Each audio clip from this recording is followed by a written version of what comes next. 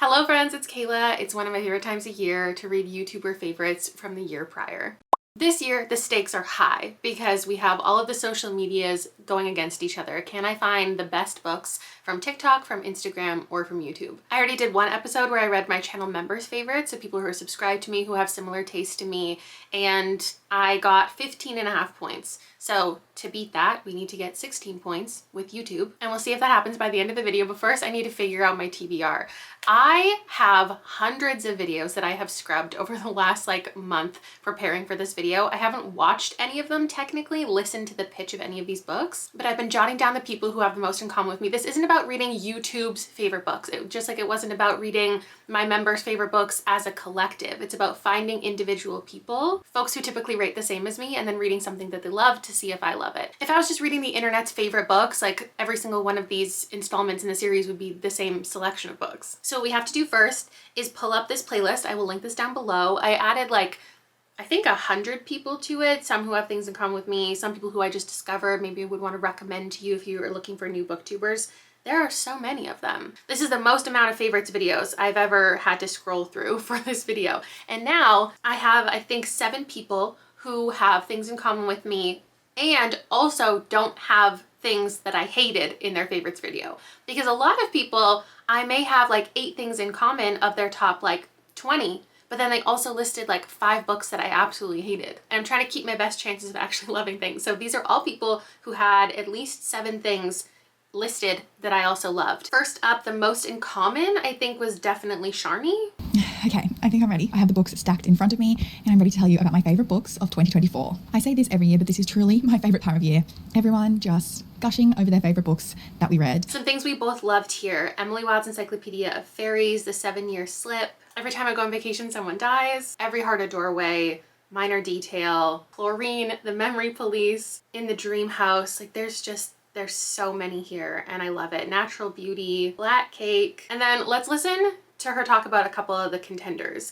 I see some romance here, poetry, but there's 2 I think I should really attempt. Annie Bot by Sierra Greer. I don't usually like sci-fi, but I think this is the style that I can read from a sci-fi. This is basically following the main character, who is a robot, who is created to be the perfect girlfriend for her owner. Now, of course, because I didn't pick this in my members video when it was almost a pick for me, I think people are going to want me to read this one. However, Sharni's #1 book of the year is something on my TBR. The Bandit Queens by Parini Shroff. This one is set in India. Our main character is named Geeta, and she is believed by everyone in the village that she has killed her husband because he went missing several years ago. She's never corrected anyone because it kind of worked for her to have everyone think that. Then women start coming to her saying, hey, can you help me kill my husband now? Because the men in this village do not treat the women very well at all. So I grabbed Annie Bot from the library and I had the Bandit Queens in my TBR closet. And I think these both have feminist messaging. There's things that I could enjoy about both of them. So I'm just going to give them both a go. I've already read the first chapter of this before, but we'll attempt both of them and see what I want to read for this video. Next up, another booktuber who has been featured in this video multiple times before, Gavin. I'm here. Now what are your other 2 wishes? Hi, welcome back to my channel. Today I'm going to go through my top 24 books of 2024. Things we have in common: The Eyes Are the Best Part, Pet, Everyone on This Train is a Suspect, Quicksilver, unexpected one there, The Har, even listed the entire Raven Boy series, which is kind of crazy. I didn't think that would happen. The Reformatory and Kindred. I might have missed a couple. There's a lot to consider here because there's so much that I haven't read, some that I've never even heard of. I think the one that Gavin would choose for me if he was in charge is this one. The Laws of the Skies by Gregoire Courtois, and I read this while I was camping in the middle of the bloody woods, so it just made it even more creepier. But it is about a class of kids and they go on this camping adventure, and it's said specifically that nobody survives. They've described it as a Winnie the Pooh meets Blair Witch Project kind of book. I don't know why, but the pitch of it sounds like something that I would not like, and yet so many people keep recommending this to me, so I think it must do something interesting. Gavin even directly recommended it to me in a live show one time, so I want to pick that one. However, there's also this one that I only just heard about. It sounds super intriguing. Dungeon Crawler Call by Matt Dinneman. This one again I only read a couple of weeks ago and I fell in love quick. We follow Carl and Princess Donna. Princess Donna is his ex-girlfriend's cat, who he kind of unwillingly looks after. We have this alien invasion that takes over the world, and whoever's left to survive is put into this dungeon, and there are different levels to this dungeon and they have to go through every level. So every level of the dungeon feels like a video game. It's so good. It sounds so fun and right up my alley. So I think I'm gonna have to make another video or just on my own time read those 2 books to see what I think about them, because there's a book that I have to choose. The Will of the Many by James Islington. I would 69 this book if I could. I love it that much. I was captivated the entire time. It was one of my first immersion reads of the year. The fun part about this is I actually have no idea what The Will of the Many is about. I feel like I've heard the pitch at some point, but I've never really paid attention. And then I saw it in so many people's favorites lists, including the next person that we're going to talk about. And therefore I have to choose it. And because I have 7 people, like I said, and I'm only planning on reading 5 books, so I have to double up. And this is like the only book that showed up on multiple Booktubers favorites. And I think this will appease the people who want me to just read the most popular books of the year. This was on people's 2023 favorites list and 2024 favorites lists. I'm not going to listen to the pitch right here because I need to move over to Sydney. Today's video was so exciting. I finally get to tell you the best books that I read this year in 2024. I think I could guarantee that my favorite book of the year is going to surprise you. Okay, so the things that we have the most in common are everyone in my family has killed someone, Bloom, Ripe, horror movie, Beartown, The Night Swim, and The Raven Boys again. Oh, and also Immortal Longings. I don't think I've ever seen somebody with that in their favorites. I loved that book. One that definitely appeals to me is this one because I almost read it for the Goodreads Choice Award video. Welcome to the Hyunam Dong Bookshop by Hwang Bo-rim. All she wants to do is open up a bookstore, and we're following her through that journey, learning what it takes to open a bookstore, how to attract more customers, learning how to create like book clubs within the community, getting more foot traffic. We're following her writing journey. But just like the way that I know the book that Gavin would tell me to read from his favorites, I know the book that Sydney would tell me to read. Because again, we were in a live show and she recommended it directly to me. The Unmothers was one of the most surprising books I read all year. It really made me realize that I love folktale horror. It is for the traumatized horse girlies out there. However, what I'm going to pick is The Will of the Many. We have a main character who is basically picked out of an orphanage and being sent to this like prestigious academy by one of the higher ups in this hierarchy, the hierarchy being the government in this world. His new like adoptive father is sending him to this academy to basically be undercover and try to get information for him. He's supposed to be investigating a murder and to search for some ancient weapon that he has no idea what it is, what it does, anything like that. But aside from these tasks that he's assigned in the academy, he has his own motivations and things that he wants to do and figure out for himself because he is actually also not who his adoptive father really thinks that he is. So what I've heard about this one is there are some twists and turns. There are certain reveals that are really interesting that makes multiple different communities of readers like love this book. And because of that, it's actually been on my TBR like loosely for a year. I've heard people vaguely mention it and I've just had it in the back of my mind as this is something I want to read one day. This is a fantasy that sounds like it could be for me. So I did recently pick it up and I'm gonna read it in this video and this is gonna count for Gavin and Sydney and also maybe another person. So let's hop over to Bria and briefly discuss this. Hi everyone, I'm Bria, and today we're going to be talking about my top 10 books of 2024. And so I'm probably going to sound like the rest of BookTube when I say that 2024 was not a good reading year for me. I didn't hit my reading goal, and it was a struggle for me to find 10 books that I was just really passionate to talk about. So Bria didn't have any honorable mentions, I don't think, in here, which makes it difficult to select something. But things we did have in common are Tress of the Emerald Sea, Tender as the Flesh, Chain Gang All-Stars, The Writing Retreat, I Was a Teenage Slasher. Like, we really align. How High We Go in the Dark is here. And her number 1 is Monstrilio, which of course is one of my favorites. So I have to pick something from Bria, but there's only 2 options. One is a nonfiction that is not the most intriguing to me. Sociopath by Patrick Gagne. I think I really enjoyed this because I am someone who likes to look into true crime, and my interest in true crime really comes from a few things. One is how people cope with traumatic events. 2, how people's brains work and kind of like what leads up to them committing these like heinous acts. And so Sociopath really kind of gave me an insight into what a sociopath feels and their impulses a little bit. Okay, and then the other option is this. I'm someone who is intimidated by chunky and fat books, okay? Fat with a PH. And that's exactly what Rage of Dragons is, okay? She's thick. But I'm so glad that I picked this up, and surprisingly, I was actually able to get through it pretty fast, which should tell you a lot about how much I enjoyed this book. There is this people of Omehi, and they're in a war, and we follow Tao as he is trying to train for this war. It really speaks to Evan Winter's writing style and his ability to move the story forward through fighting, through these battle scenes. Yes, there are dragons in here, but not to the extent that I was expecting. Now I know if I select, I know if Bria's watching this right now, she's going, what are you doing? I know that if I pick the wrong book and I give it a low rating, Bria is gonna kill me. We've been here before and I don't wanna choose the wrong book. I feel like you would tell me, obviously the memoir is the right thing to choose, But I want to read the dragon fantasy. But I also don't want to be yelled at by any of you for picking a book that I wasn't set up to love. And then if I don't love it, oh my God, I'm gonna be in so much trouble. So here's what I'm gonna do. Just like last video, there were 5 official submissions. Then there was one that I read just because like I wanted to, but I didn't count it towards the overall thing. So what I'm gonna do is I'm going to read the first chapter of both of them, and I think I'm gonna commit to one of them, and it's just not gonna count towards the video. Because also, Bria had The Will of the Many on her favorites list last year. So I feel like this should count towards all 3 of these people. So in this world, they have a hierarchy that's kind of like a backwards pyramid, where the higher you are in the pyramid, the more people that siphon their will into you. And so the will is kind of like the magic system in this book. And with will, people just have a lot of strength. They'll have, you know, the ability to not feel as much pain. Will also is necessary for some of the things that they use in society, like transportation. Moving on, someone who hasn't ever been featured in this favorites video before is Katie. Before we get to Happy New Year and all that jazz and getting excited about 2025, we first have to chat about my favorite books of 2024. So we both loved Vampires of El Norte, Minor Detail, The 7-Year Slip, How High We Go in the Dark. These are things that we've talked about already. Mammoths at the Gates, Nothing to See Here, which is actually the first time I saw Katie's channel because she was reading books because of me, and I'm glad she found a favorite in it. Then also Mrs. Death was because of me. So glad to see somebody loving that. And Lonely Castle in the Mirror.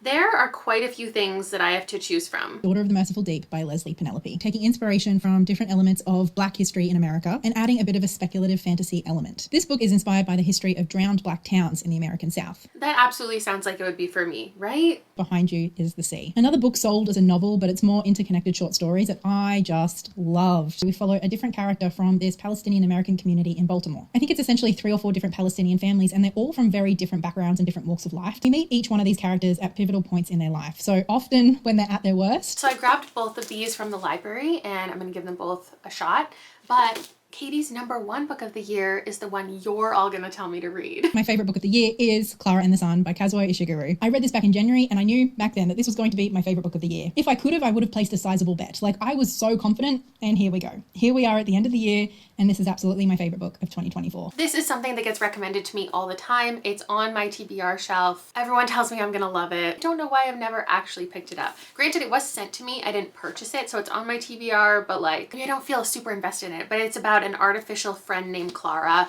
and getting like chosen from her store to go live with a family, and then what happens from there. I don't want to commit to anything right now. I want to give them all a chance, but I know what you're probably voting for. Next, we have another booktuber who has also not been featured before, and that's Joey. So today we are going to be looking at all of my favorite books from 2024. I have had some awesome reads. It was really hard to compile everything down into a top 10 and especially pick a best book of the year. So Joey was one of those people that popped up when I was just searching favorites, and I clicked and I saw so many in common. The Center, How to Become the Dark Lord and Die Trying, The Har, The Eyes of the Best Part, and Chlorine, Una Out of Order, Natural Beauty, Legends and Lattes, and Mayfly. So we need to listen to the pitch. I think there's only like 2 things in this entire video that I haven't already read. This is an author that I know personally, and while it wasn't the best written thing, it just hit me in a different way. And that's going to be Out of the Pickle Jar by Stephanie Plumley.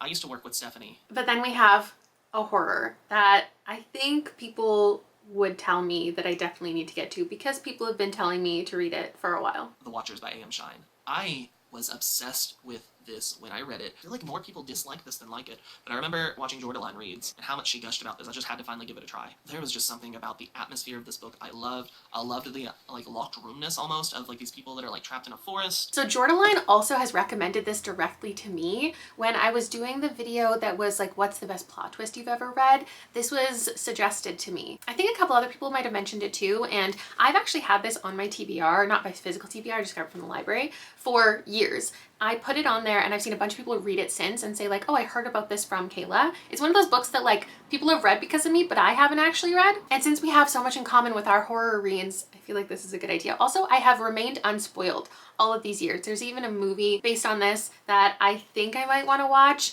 and I can't imagine I go very much longer without it being revealed to me like what's really going on. Like people are trapped in a forest, but something is keeping them there, and I think it's gonna be weird. Then the final booktuber I just came across while looking for favorites videos is Fats from Baby Back Books. It is finally time for me to talk about the best of 2024. Every single month, I already do a monthly favorites video. So on a subjective sense, you already know what books I'm loving, what books I've loved every month. I am giving you the best book that simply matches the prompt. This doesn't mean it was a 5-star read for me. It doesn't mean that it was the best thing ever. So Fats did kind of an unconventional best books.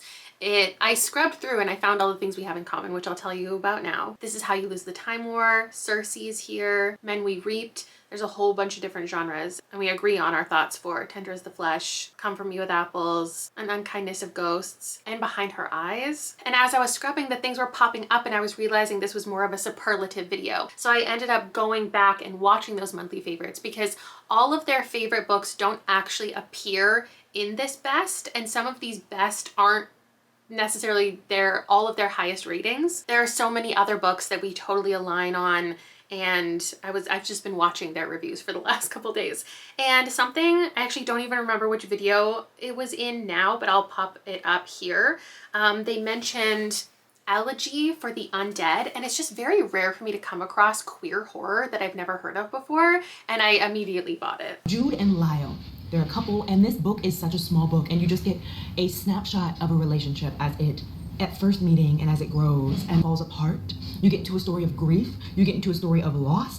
I sobbed. Don't read this if you genuinely want like an exciting zombie novel. That's not what this was. This was a story of a relationship set in a zombie world. The zombies are a setting for this relationship. I don't read a ton of zombie books, but I'm excited to give this one a try. I hope I love it. Before I do anything else, I need to make the decision of what I'm reading between these two. I'm so conflicted, and I think I'm actually gonna read maybe the first 30% of both of them before I commit to one. And that's probably not how I should do things, because I should just pick one and do it like I did with the besties. But the thing with the besties is I didn't have options. There was like only one thing to choose from each person, basically. With the Booktubers, I have multiple things to choose from, so I might as well dive in and have my best chance of success.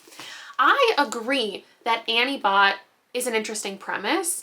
I just think it's gonna be a 4-star. Like, I'm so certain this is gonna be a 4-star that it makes me not want to read it. And I can't explain why that is, but it just seems like such a simple story and just like widely accepted as being a good book. And for that, I don't think it's gonna be a favorite of mine of all time. Meanwhile, with the Bandit Queens, this could be like a 2, but it could also be a 5. Because it has such mixed ratings out there, this, like every single person agrees, is a 4 or a 5. This one, the ratings are kind of all over the place. And so it's more fun for me to pick kind of an underrated one that like has a more niche audience, I guess. And because Sharni and I have such similar taste, I just feel like this could be it, but she also loved this. So that's why I want to give it a really good attempt before I commit to it or don't commit to it, because I just feel like it's going to be such a straightforward story. It's a short sci-fi about a robot who has like human traits, and she gains like more human traits and becomes her own person by the end of the story. And I think it's just a reflection of how women feel a lot of the time. The ones in heteronormative relationships, the ones who fall into more typical domestic labor splits. Was that the proper sentence I wanted to say? Where like a man goes out and works and he comes home and the woman is expected to take care of the children and take care of the house and cook all the meals and be ready for sex at any time. And it's just a big metaphor for that. And I think the messaging is going to be fantastic. This feels like the safe option. So naturally, I don't want to read it. Does that make sense to anyone? With the Bandit Queens, I read the first chapter. I can't remember what I was doing. Was I reading the first chapter of everything on my TBR? I don't think so, because it wasn't on my TBR shelf. It was in my TBR closet. Also, I didn't own it when I did that video. I bought this on my birthday because my mom took me book shopping for my birthday, and I got this. So why was I reading the first chapter? I can't remember. So instead, I'm going to read the first 10 chapters of this and the first 2 chapters of this, because that's like 90 pages and 60 pages, which are respective to the size of the books. And I'll be right back with my final results. I hope whichever I choose doesn't disappoint you or me. So in The Bandit Queens by Parini Shroff, we got introduced to the woman whose husband is gone, and we've also been introduced to this idea of this group of women who basically owe somebody money, and they're talking about money and how much they have and how they're grateful for their families, and while they want to be appreciative of everything that they have, and motherhood is such a gift, like it's acknowledging that everything is still really hard. Anyway, One of the women proposes to Gita that she wants her to help her kill her husband because he's trash. And she killed her husband, so why not help her out? I've now read the first chapter twice. I've continued on once, and I'm pausing again. This is another DNF. It's being DNF'd for a second time. Is it a soft DNF this time, or is it a hard DNF? I don't know. It's just like the writing isn't doing anything for me. Like I want it to be really fun. I want it to be really snarky. I want it to be like direct to reader or something. Like there's something this isn't giving me. So unexpectedly, I am continuing with Annie-Bot. So far, it is exactly as I anticipated. We have this robot lady and she looks exactly like a human. So much so that people come over. The first person who ever meets her, she's only been with her husband because he bought her and he's been controlling her and telling her how to please him and everything. And one of his friends comes over one day and he says like, oh, unless you told me, I would have thought that was a real person. So it's in the world of AI where she looks like an actual human.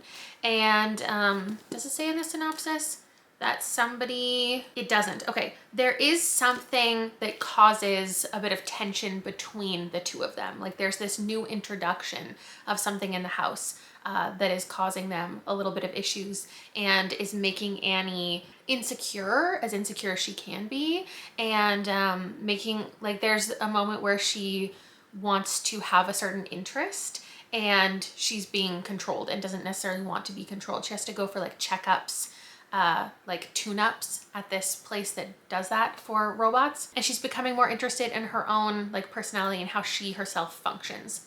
So that's that. Third, almost half of the way in, and I'll keep reading and I'll let you know. I just wanted to hop in really quickly and let you know that from the first video when I did the members picks, I talked about somebody I had the most in common with, and that was Liv. But Liv didn't give me, like I didn't have any other options because I'd read all of her top 10. She was a member who had the most in common with me.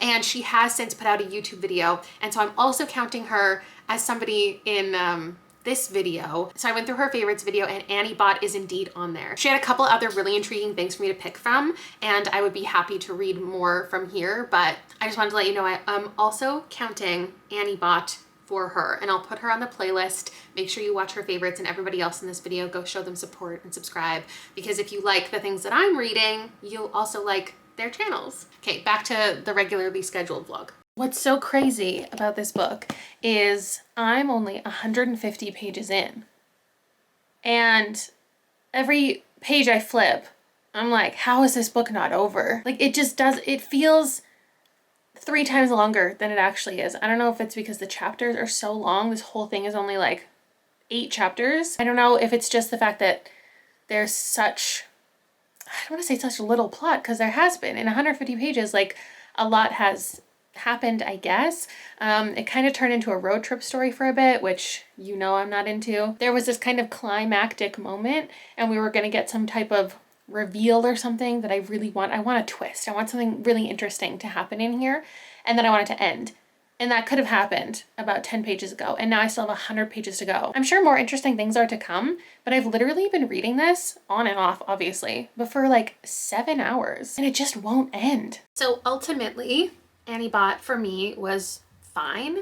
I do like stories where AI and other things gain sentience, and I just think it's interesting. I like it when it gets weirder. This was more of a straightforward story, which I can definitely see why people would connect to it. I'll be recommending it pretty broadly.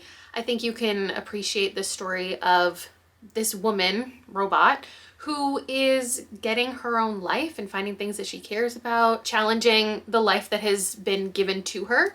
Even though it's a robot, obviously there are real life like implications, and people may find it relatable, especially if they have been in relationships that have been really controlling, where your life basically revolves around your partner, and you feel like you have kind of lost a sense of self. It's a pretty clear like metaphor. You didn't need 300 pages to get that.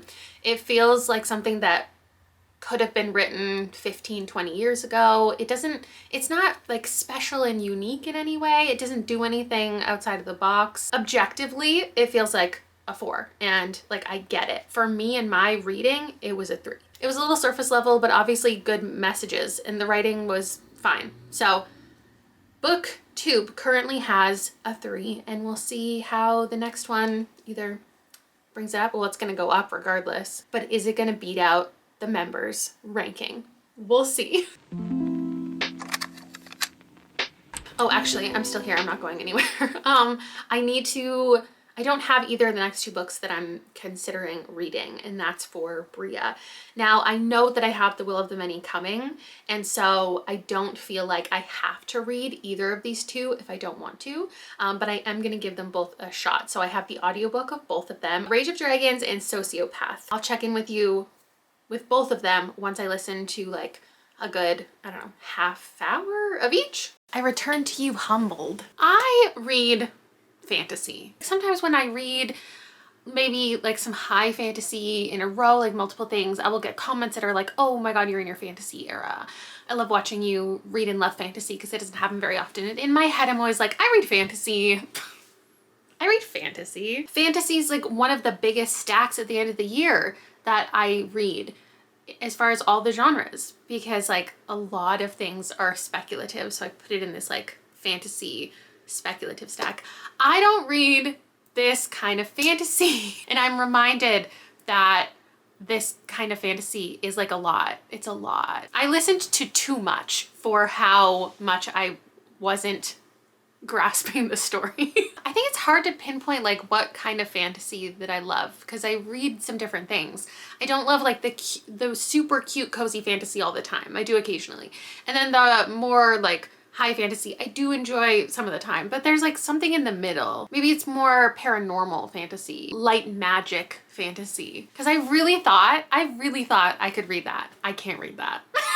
At least not right now. Not with the brain that I have this very day. I don't even know if I can tell you even what it's about. I didn't even read the synopsis, actually. There are these people, so it's a society of people, and there are men who can like make themselves more powerful. They can just be better than everyone, and they battle. It's just like a book of battling. It's fighting. It's war.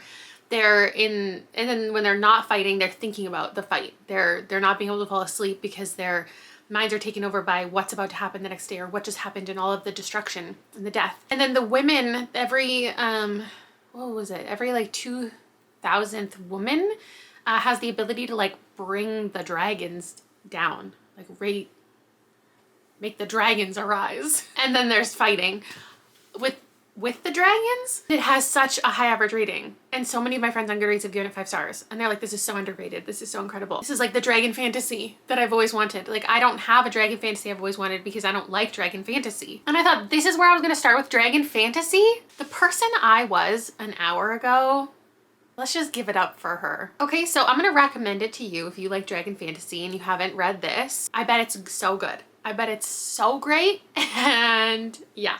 Sociopath, I wouldn't say I'm the most interested, but it's well written, and I do like exploring a memoir more so from somebody who I would have never otherwise like heard of other than them writing this book than somebody in like the public eye. I'm not sure how much, yes I am. I listened to 20% of the audiobook. It's by Patrick Gagnon, and it's talking about so far her childhood and when she realized that she was different, how she was looking for certain types of attention when she learned that her emotions were different than other people, and how she found herself in these cycles of destructive things and compulsive acts of violence. And she described it really interestingly as, obviously this is her reflecting as an adult, and she is like a professional. She has her PhD in clinical psychology, and she worked or works as a therapist. And so now she can reflect on it and see like the things that she was choosing to do and why she was doing certain things. But as a child, she didn't understand, and nobody was helping her understand anything. And it was new for everybody in her family. And her mother just thought there was something wrong with her. And she felt bad a lot of the time. When you have a personality disorder, it's hard to distinguish, you know, what you're doing and why. And she described it as she wanted other people to feel the negative emotions that she couldn't. So she would have this desire to hurt people, to see these extreme emotions that she herself couldn't access. And at this point, we're getting into her getting a little bit older, kind of breaking into houses, just wanting to be alone and wanting to feel safe, but constantly like pushing boundaries and not understanding like why what she was doing was a problem, besides people just telling her that it was a problem. Obviously there's so much we need to destigmatize about certain disorders, and I think this is a really valuable thing for her to talk about her journey and for people to read it and be able to relate and understand themselves better, but also for people to understand that just because someone is a sociopath doesn't inherently mean that they are like a criminal or will behave in harmful things. It reminds me of, I subscribe to this YouTube channel called SBSK, and this guy interviews a lot of people and just sheds light on so many different things, different experiences of different types of people. And I remember watching one about sociopaths and just understanding how different people's minds function. And obviously, as someone in the thriller reader community, there are so many dangerous narratives that people give about people with personality disorders. And authors should have to tread a little more lightly in the types of characters that they're creating and stigmas that they are further encouraging. This is definitely something that I wasn't thinking about in my reading like 10 years ago, which is why I'm interested to reread some favorites soon, and maybe this will come up in a conversation later. But anyway, I'm just experiencing this one person's memoir, and it's well written and the audiobook is narrated well, so I'm going to keep listening to this. All right, so I finished the audiobook of Sociopath, and I actually think that this was a good thing for me to pick, knowing that I wasn't going to include it in the 5 and like review it and rate it properly, because I don't want to rate memoirs. I feel like I always say that, and then there are ones that are so good that I can't help but like tell you that they're 5 stars, and then like everything else I don't rate, whether it's like a 1 or a 4. Like it doesn't matter because it's somebody's personal experience, and I've said it like multiple times and then I just don't follow through with that. But I'm not rating this one, so I can't go towards the 5 anyway. I think it was really well written. There was interesting stuff to learn, and then it turned into a really interesting, like almost, it felt kind of like a mystery. It started to feel kind of fictional. She was telling the story of experiences that she's had in relationships, and a lot of this story, her story, revolves around relationships. And I imagine she could write like multiple other, you know how some people, they do a memoir that's like their entire life. You can tell it's everything that they have ever like been through.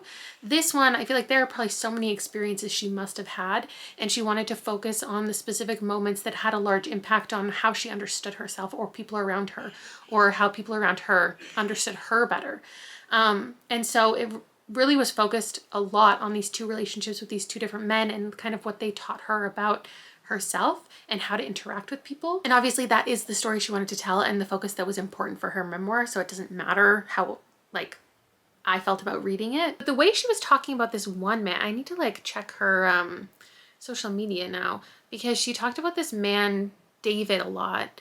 Yeah, David's wife is what it says in her bio. She talked a lot about her experience dating David, and I almost felt like it was too intimate. Like she was sharing so much, like every little argument they had, and like it is important to the memoir without hesitation, because it led to her, like I said, understanding herself, and it was such pivotal moments. But it just felt so strange, like I was in too many intimate little discussions between these 2, knowing that they're together now. I can't imagine somebody that I am married to writing like a memoir and it felt like a tell-all of like engaging with this man and just putting like everything I've ever thought about my partner out there, just like every breakup and like the meanest thing they've ever said, and when you thought about cheating on them. Or I do wish it talked more about sociopathy, because those sections were so interesting. When she was learning about it, she was a student, she was talking to teachers and advisors, and they were so interested in her gaining knowledge and teaching her without even knowing that she was a sociopath. They were talking about the PCL and people like diagnoses, and how men are tested in like the standard way, and so it's more difficult or different for a woman to get diagnosed. I would definitely read a whole nonfiction about this. I guess that's what's good about this memoir, is it's something that is more accessible than, you know, a really dense true nonfiction about a topic. It just lets you in a little bit. And then if you are intrigued by the subject matter, you can go seek it out yourself in a more textbook style. The first thing I had to do when selecting which of these I was going to end up reading was read the first chapter. And it remains true that the synopsis is what intrigues me most about these two, but the first chapter, or the first story specifically, didn't grab my attention the way that this one did. I definitely could come back to both of these. I really thought when I started this that this was going to be the one that I was going to pick. And the first chapter was like interesting enough. It just followed this girl who's digging through trash, and a man was there and he was like, "You're looking for something. What are you looking for? Let me help you." And then he was claiming that she wrote something, and she is like the secret, I don't know, person in the neighborhood who's like revealing secrets to this newspaper or something. That was a few hours ago now, and I'll tell you why.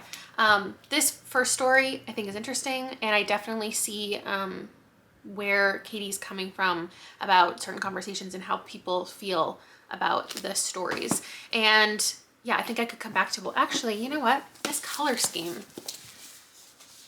this color scheme is beautiful. I just realized like this is the exact same color as this. The reason it's been a couple hours is because I have been completely sucked into Clara and the Sun. This was the obvious choice because it was already on my TBR shelf. It obviously has the most hype. I do love things about AI, and I've just gotten to part 3, so about a third of the way in, and it's gotten a little like uncomfortable. I think this is a cozier sci-fi. It's lighter, not very much plot. I don't expect anything crazy wild to happen, but there is like this ominous kind of vibe from the mother in this family.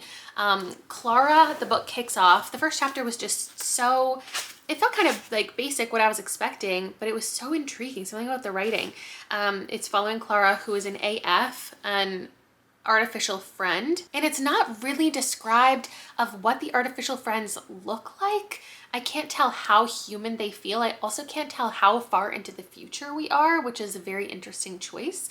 The square here represents like Clara's vision and view of the world. She sees things through like different boxes, and when she's talking about her point of view, she refers to like, it's like how well she can see or can't see certain things based on what's around her. And she'll be like, this is in this box over here, and this is in this box over here. And their things got all muddled when she's looking at people. And it kicks off with her in a store and standing at the window waiting for somebody to pick her. And the AFs get rotated throughout the store, and it's like her opportunity to stand in the sun and be chosen, and eventually she is. It takes like the perfect amount of time for her to go through like people maybe wanting her, not wanting her, her own kind of emotions, if you will. And I don't know if I've ever really read the synopsis, but it is very brief. It doesn't even get into like the family that she goes to stay with or what's happening with them. She is the companion to this young girl.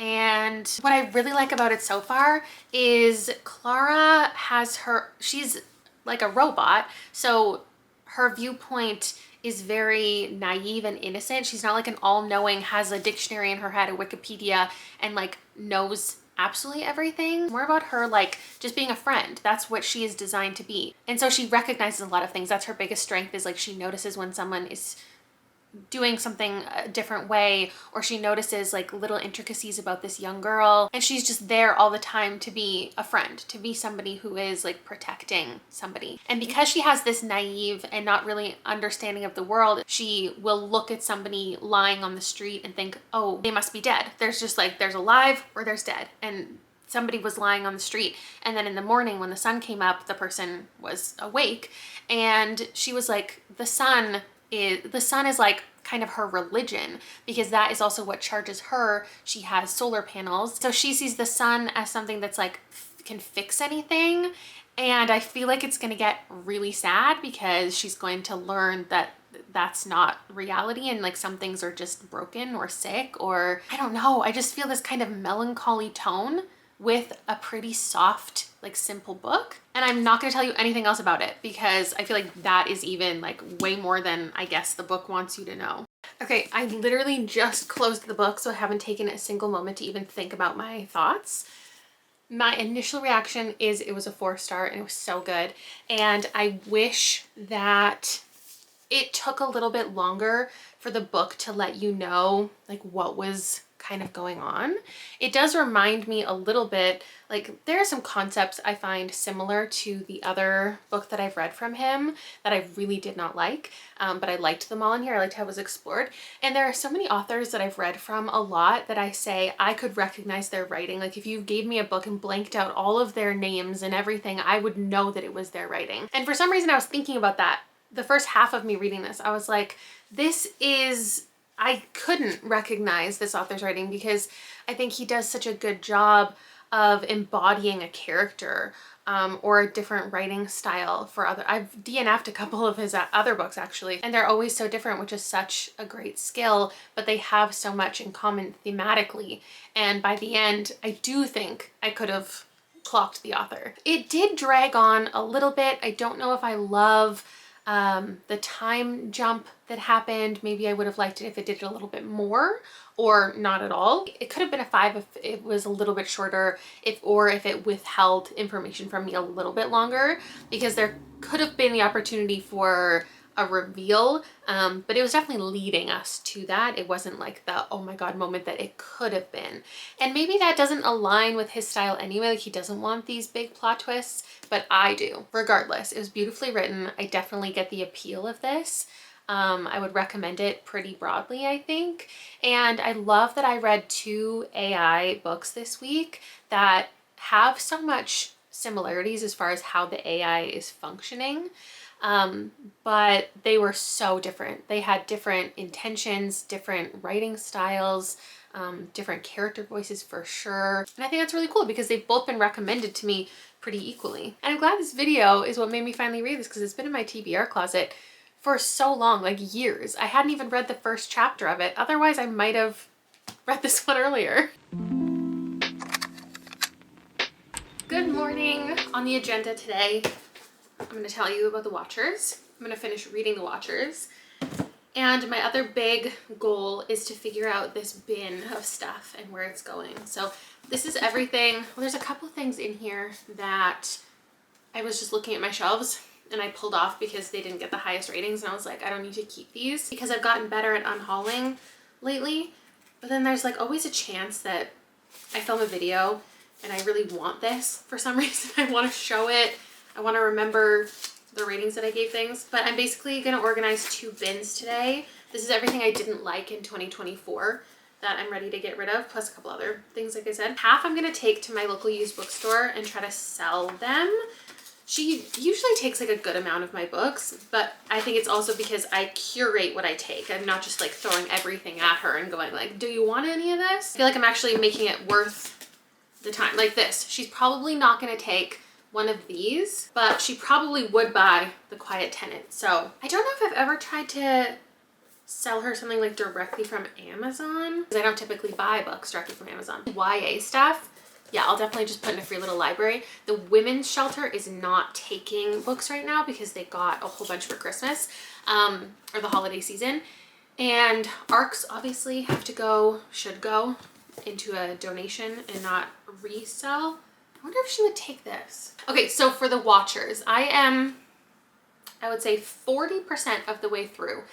And I like it enough, but I can't do another 60% of that same thing. So right now it's been kind of the same vibe the entire time. We're slowly learning like the backstory of some of the people who are stuck here. So if you go in this forest and your vehicle like stops working and you can't get out, and there's this building there that keeps people safe from something. And we have a character who's just arrived, and there are people in there who are already like established. They already know how to survive, basically. They know when they can leave, when they get food. There's a certain time of day when like something weird happens. But there's also tension in and amongst the group.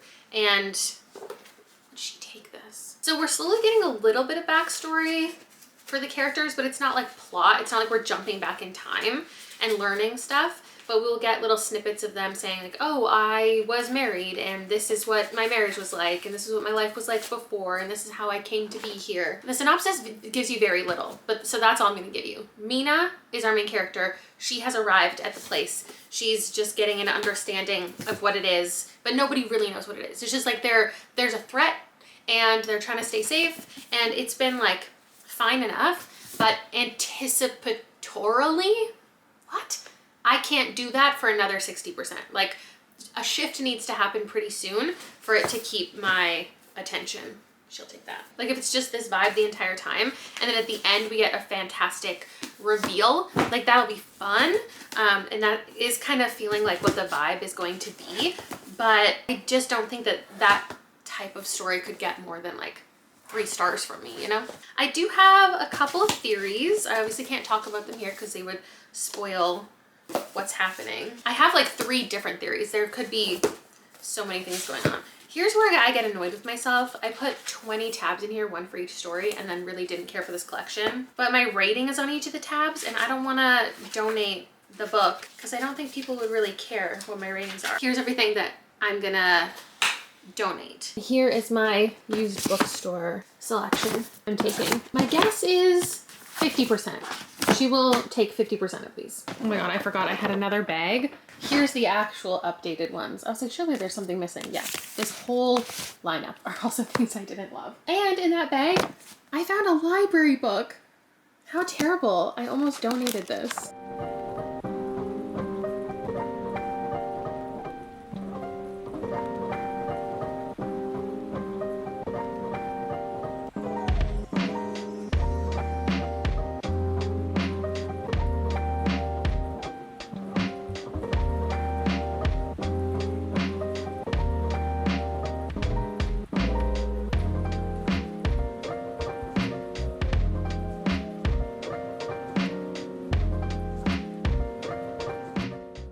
Pause for a little haul. Not a book haul. That might be more interesting to you, but I'm really excited about my Aerie order. I am literally oh my god. I stopped at the worst time. It's about to be February, like we're about to have a time jump, but I didn't read these last 2 pages. So I feel like there's about to be like a reveal. There was a little bit of a reveal like right at the point that I paused, and that has changed the trajectory of the book. And it was something that I anticipated. I couldn't figure out exactly like how it was going to function, but that's what I figured was happening. And now I feel like we're about to get something else. So give me 1 second.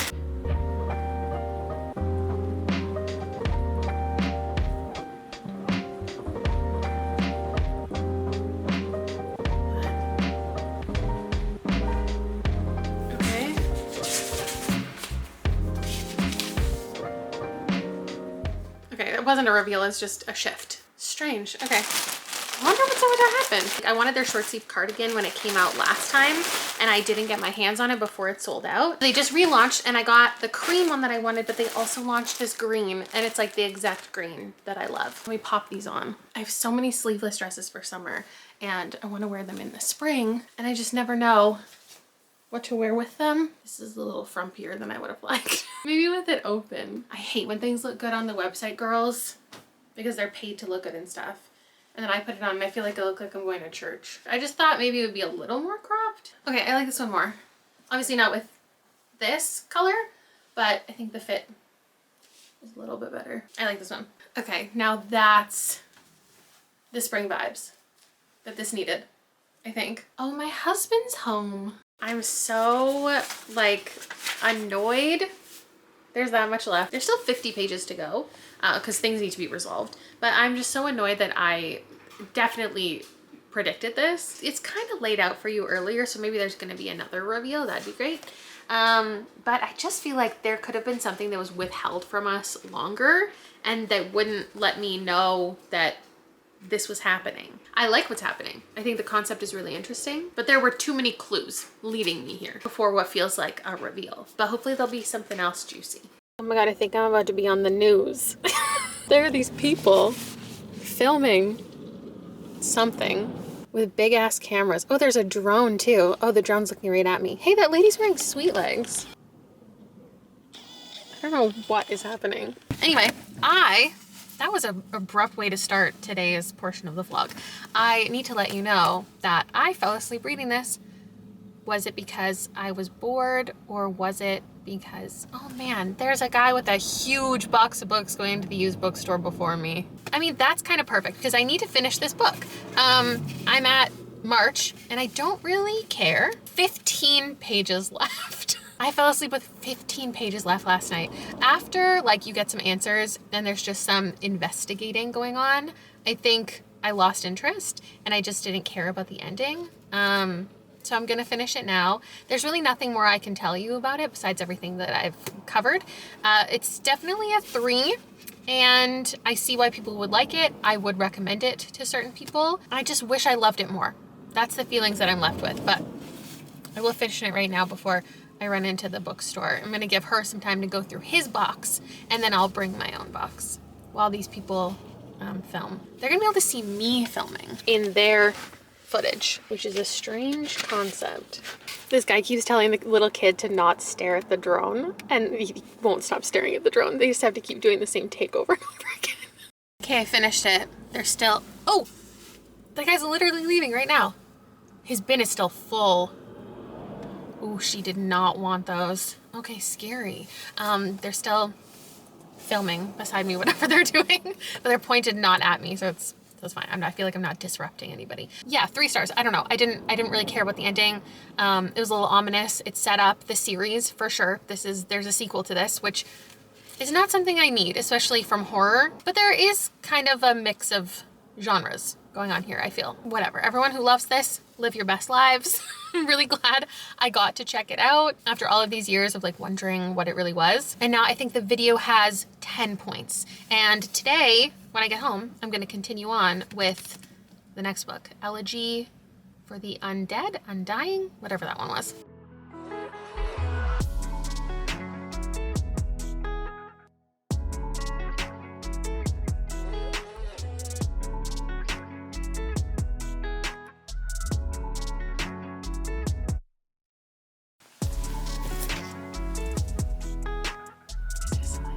Okay, let's see how we did. I bought 4 things and I would say half. She took half. She indeed did not want Mindfuck.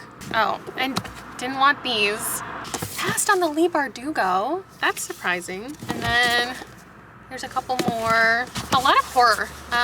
Honestly, their horror section is not very stocked. Like, this is not the used bookstore that I go to get horror. So now it can all go in a different bin. Here's what I bought. I know. This was not my most informed decision. However, Rage of Dragons is not available at the library. And I want to make my mom read it because everybody's so in love with it and this definitely seems like something that she would be into. I just decided to use my credits on it, $12. I made $100 and then I used 30 of it on these. I got Mother-Daughter Murder Night, which is like a fun mystery thriller following a mother and daughter who solve a crime. Shot in the Dark by Victoria Lee, an author I've read from before. And this one came out, I think, last year. And then this, which I've absolutely never heard of, Killed the Farm Boy by Delilah S. Dawson and Kevin Hearn.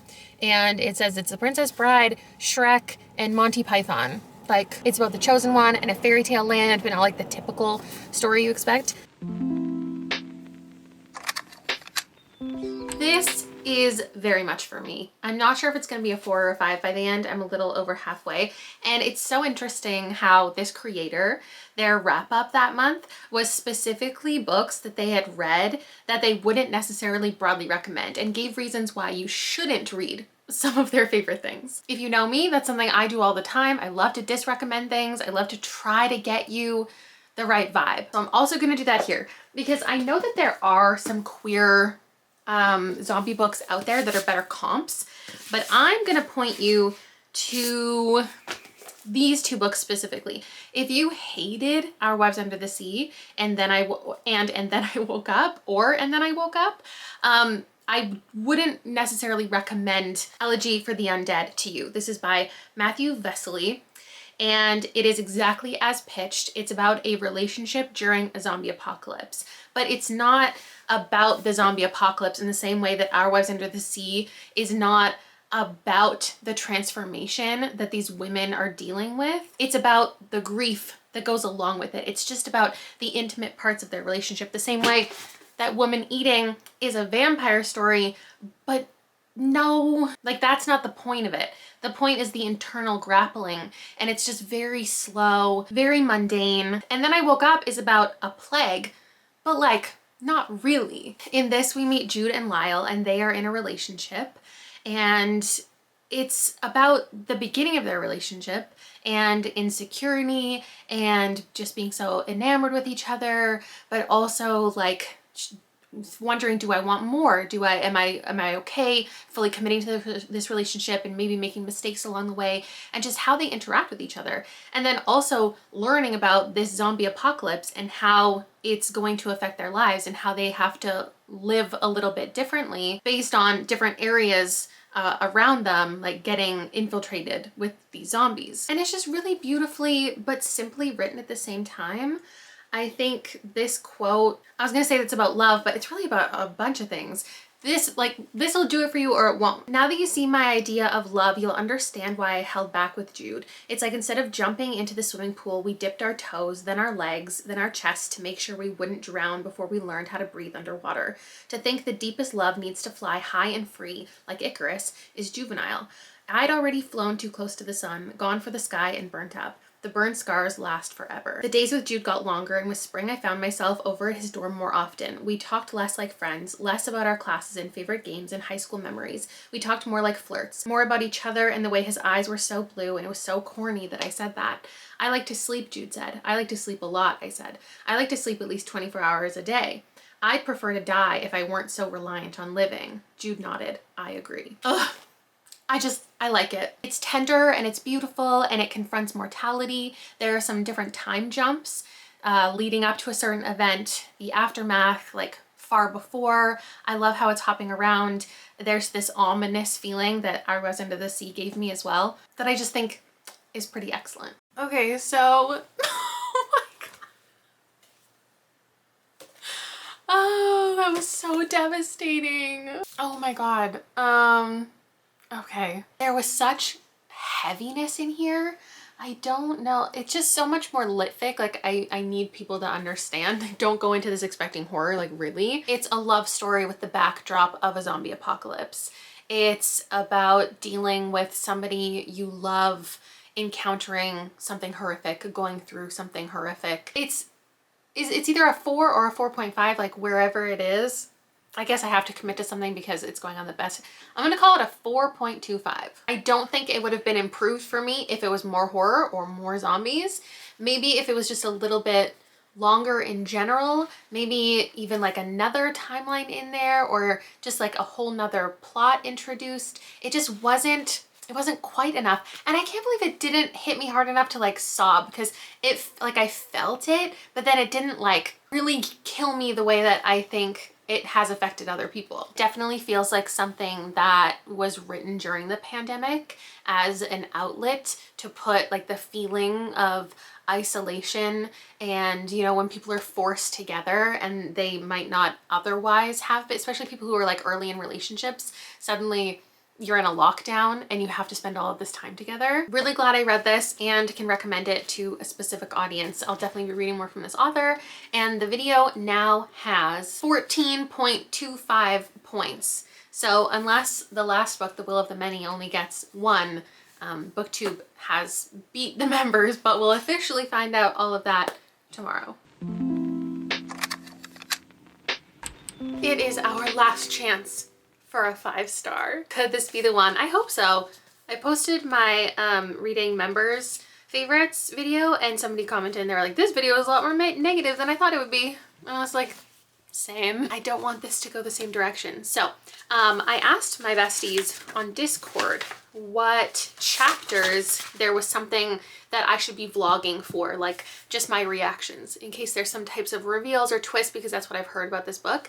And so I was informed that chapter 8, which I'm just about to be at, has something.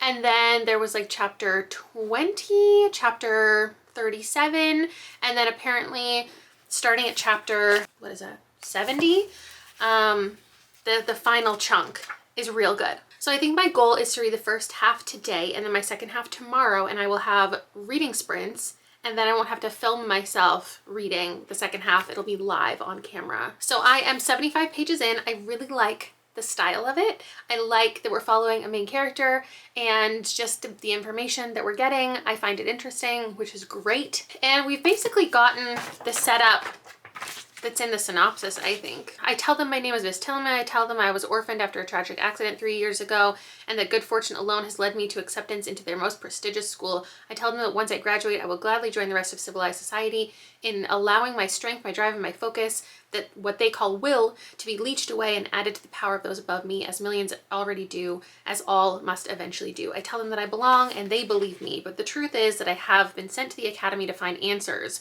to solve a murder, to search for an ancient weapon, to uncover secrets that tear the Republic apart. So that first 75 pages was the setup. This guy has been in an orphanage, and he, at the very end of what I just read, gets taken from the orphanage by somebody who's like, you need to come with me. I'm going to give you this opportunity. You have these certain skills, and so let's work together. You go to this school and figure out like what's really going on. There was an explanation that I dog-eared about the hierarchy, because we got at the beginning a little chart of what the will, like how the will works and who the will is taken from and given to. But then there was also an explanation at that point, which I appreciated.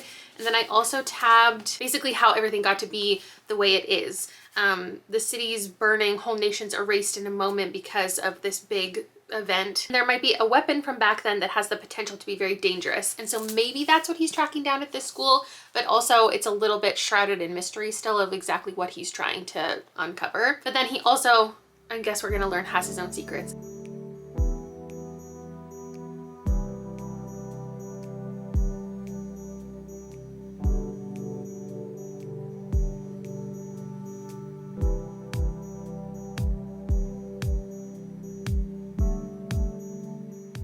I have been reading this for far too long to only be 250 pages in.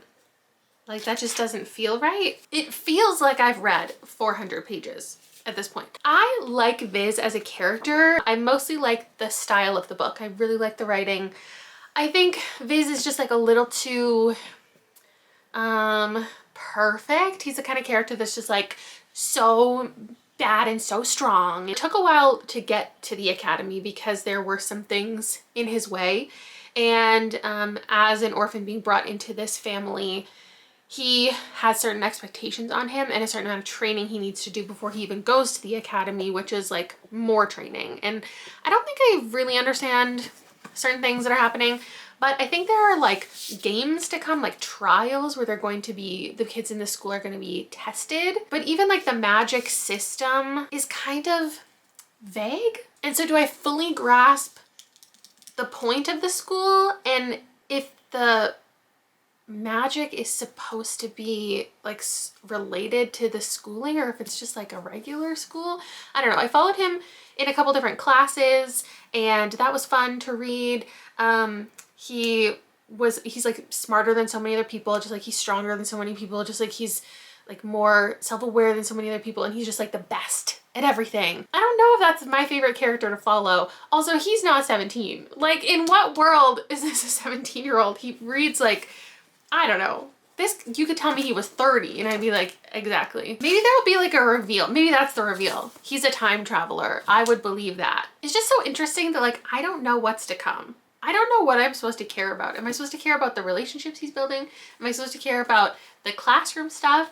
Am I supposed to care about his mysterious journey or his mysterious past? Is there going to be a romance? Is there going to be a war? Like, I have no idea what's happening, but I'm having a nice time. Hello, my besties. Thank you so much for coming to these late night reading sprints. I must finish my book today. I'm 500 pages into this 600 page book and I'm really liking it, and I'm ready to wrap it up and be done with this video, and then the video can go live this weekend. I feel like I've been reading this for so long and so much has happened that I don't even know what to update you about, what to tell you about. It's also getting quite late at night and I have hit chapter 70, and now this final reading sprint I'm doing with my channel members for 45 minutes is going to be me finishing this chunk, and I'm very excited. I want reveals. I want it to be juicy. I really like it so far. It's like a 4-star. I don't really have any comp titles, but I would say for people who loved the Hunger Games and the Maze Runner, yeah, like there are certain trials and training sequences and kind of games in here, and it's not just a little idea and then it backs off. Like we're fully in certain situations. There's this labyrinth, there's the way that the magic is affecting things, and I think I've come to understand that the training is about like multitasking and seeing if you have the will to control certain things while also staying focused and on task and completing certain things. And it's all to prepare for like seeding will and whatever. But I also think there's like something else happening because I feel as though we're not getting as much magic as I would expect. I think there's something else going on that they're training for, or we're gonna get a better idea of the magic system more in the next book. There's also just a lot more school in here that I know like it takes place in an academy, but there's just a lot of classroom stuff. There's a lot of navigating certain relationships, but there's also plenty of political maneuverings and sneaking around. Like it's really just a good mix of everything. I haven't been bored for a single moment, and I'm just excited to wrap it up.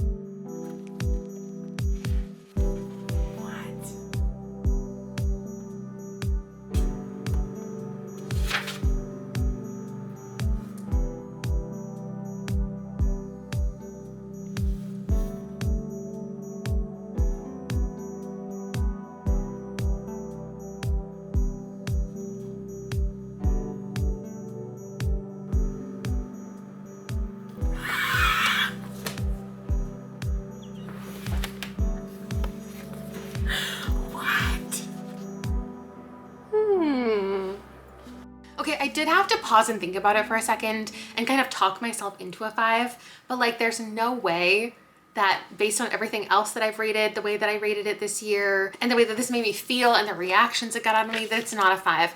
And obviously it's really popular, and so I can't oversell it, but I just feel like me giving it a 5 oversells it, that it's like some crazy twisty thing, because that's the way that I spoke about it. Is I was interested in like the reveals and the maneuvering and what was going to happen, and there was so much intrigue, and I was, like I said, interested the entire time. There's relationships that I find really compelling. The ending got really sad, like I almost teared up, and like obviously that's a 5. It's not even the type of reveal I was expecting. I thought it would be a type of reveal that was like something I should have seen coming before, like something that we came to understand, but no, it was just like well, kind of, but like it was just it flipped what the sequel could be, which is just very interesting. This was my first 5-star of 2025. It took like almost 20 books to get here. And someone in the chat just reminded me that I bought this when I was with my mom, and like what if all the books that I go shopping with my mom for are the ones that I give 5 stars this year?